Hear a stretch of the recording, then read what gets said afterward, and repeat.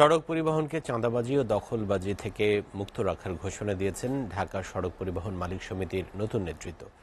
তারা সড়ক পরিবহনকে পরিবেশ ও যাত্রীবান্ধব করারও অঙ্গীকার করেছেন। বিকেলে রাজধানীর রমনায় ইউনিক হাইটসে ঢাকা সড়ক পরিবহন মালিক সমিতির কার্যালয়ে সংবাদ সম্মেলনে এই ঘোষণা দেন সমিতির নতুন আহ্বায়ক মোহাম্মদ সাইফুল আলম। তিনি বলেন, সড়ক পরিবহন মালিক সমিতির নেতৃত্ব যানবাহনের চাঁদাবাজি বন্ধ ও যাত্রীবান্ধব পরিবহন সেবা নিশ্চিত করার সিদ্ধান্ত নিয়েছে।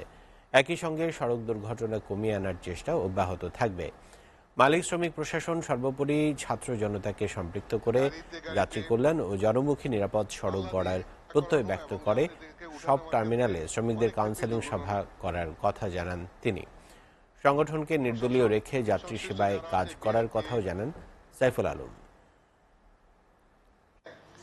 ঢাকা সড়ক পরিবহন মালিক সমিতির নেতৃত্বে যানবাহনের চাঁদাবাজি বন্ধ ও যাত্রীবান্ধব পরিবহন সেবা নিশ্চিত করার সিদ্ধান্ত গৃহীত হয়।